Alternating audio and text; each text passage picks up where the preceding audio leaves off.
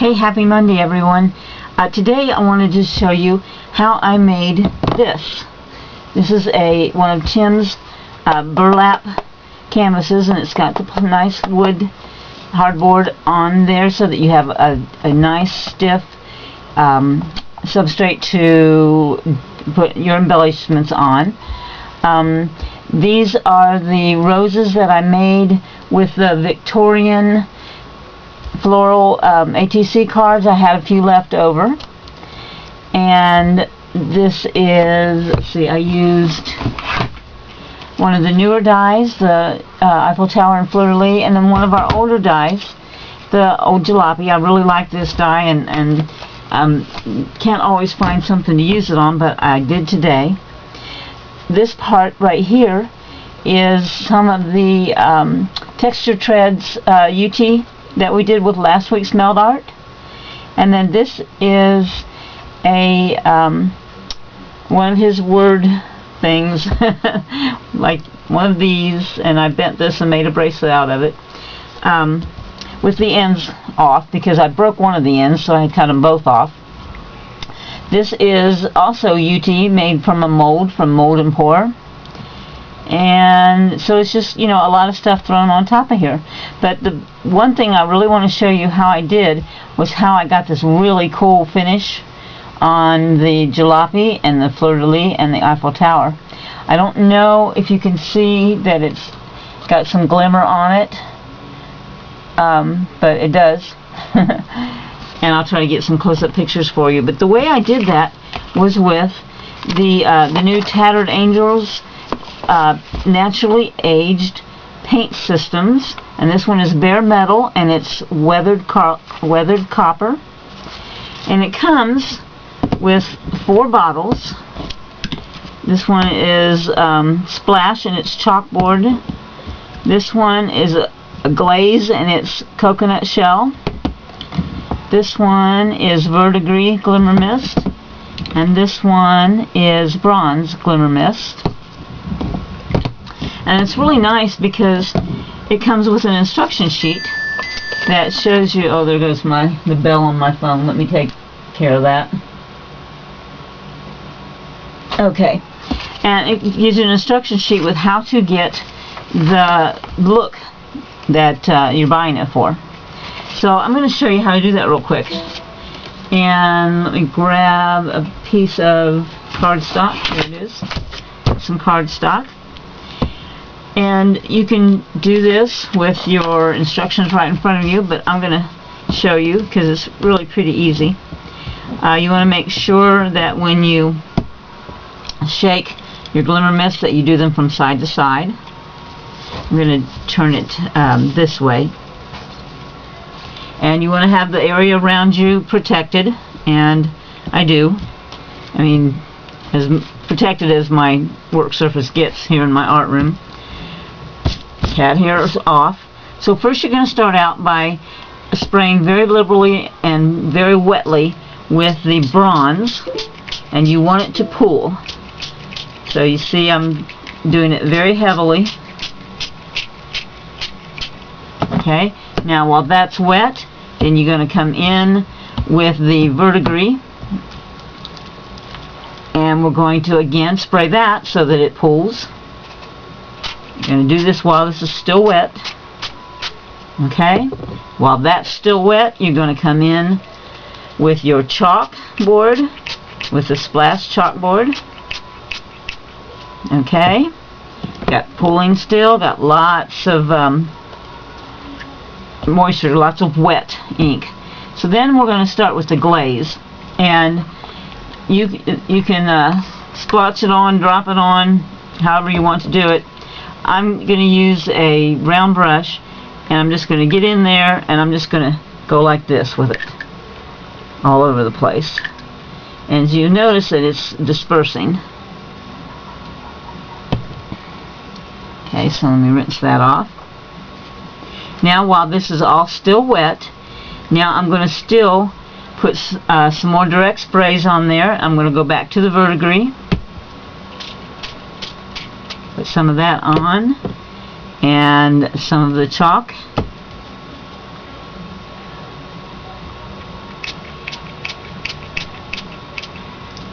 Okay, and then if you want to do some moving it around, this and that, you can kind of direct where you want things to go.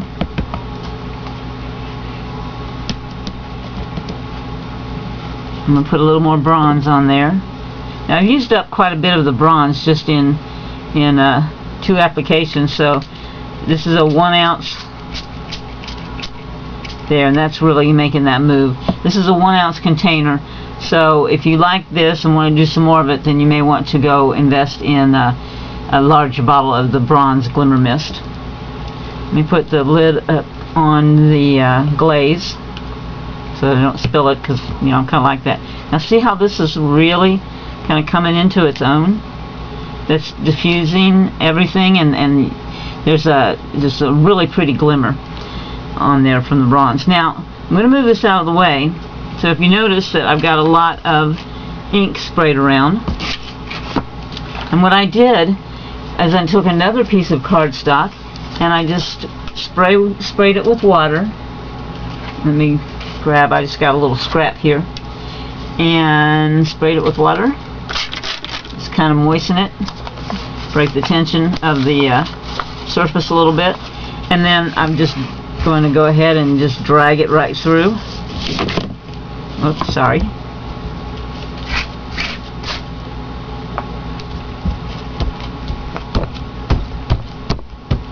Because you don't want this ink to go to waste. And I'm going to just kind of put some of this bronze on my finger and just kind of pat it in there, some different places. Do that with the glaze. And then I'm going to turn it over. I'm going to drag it right back through that ink again. And you come out with some really cool patterns. And you don't waste all that ink. So here's the piece that I used from the time before. And the piece that I used before, what I did is I put it into my Big Shot and I die cut it. This is the piece where I die cut the old jalopy and those pieces, and then I die cut also the Eiffel Tower and the fleur-de-lis. And this was only this started out as a half of a piece of 8.5 by 11, so it was only like 8.5 by 5.5, 8.5 by 5.5. So I got all of these pieces out of just that half a piece of cardstock. So then what I did after I dried it, now you can use your heat gun to dry this if you want to, because the paper is pretty soaked, so you could either wait on it or you can dry it. And right now it's kind of soaked into the paper, so I'm not going to get really any movement by drying it with the heat gun. I don't think. Let's try it. No, it's sunk into the paper now, and it's the pattern that it has is the pattern it's going to keep. But if you did it while it was still very, very wet, then you'd get some of the ink moving around and stuff. So I'm going to turn it over onto the back, and I'm going to dry the back a little bit too.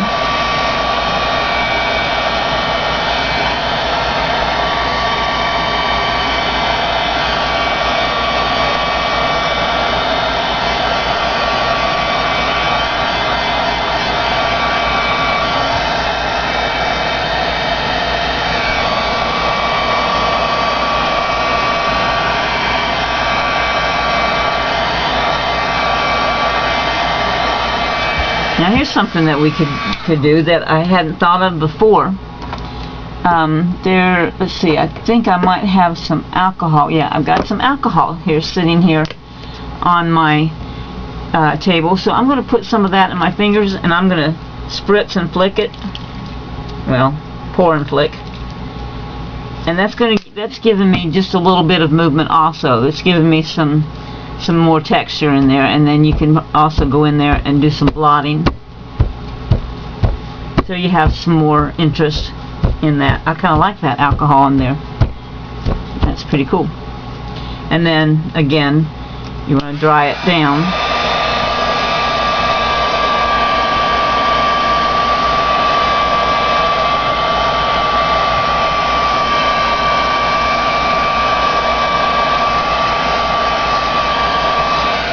This paper is so wet that it's going to take several minutes to dry, probably 10 or 15 minutes to dry it completely.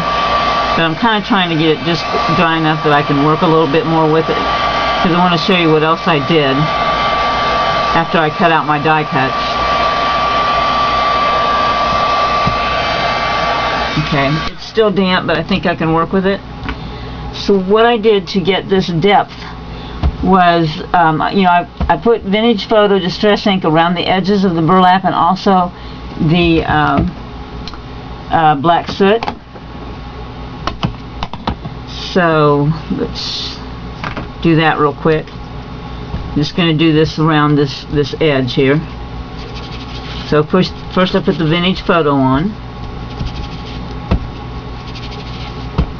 Now I did this after the die cut the pieces, because I wanted it on the edge of my pieces. Oops, it's tearing because it's not dry enough. So I did that with the Vintage Photo, and then I came in with black soot. See if I can put that on that crack, make it work for us. Put that around the edge, which darkens it and ages it some more.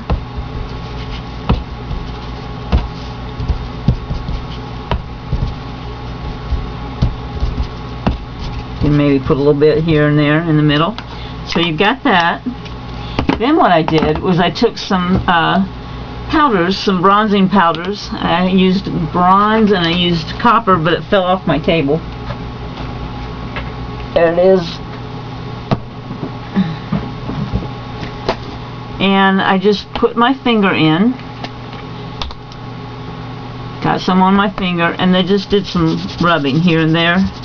Now this is really sticking because my paper's still wet, but it looks really pretty. So there's some copper, and here's some bronze. Let's see if I can work with that crack right there a little bit more.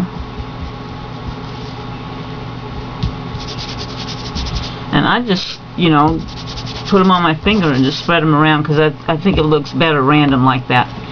So then you've got something that's very textured and very shiny, and as soon as it dries you can cut it into whatever shape you want to, or you could even just use it as a mat on a card or a surface.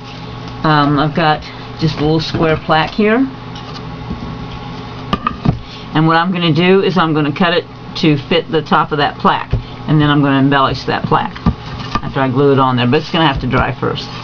So that's the fun that I'm having this week, and I hope that you'll try it, because it really is a lot of fun. And they have,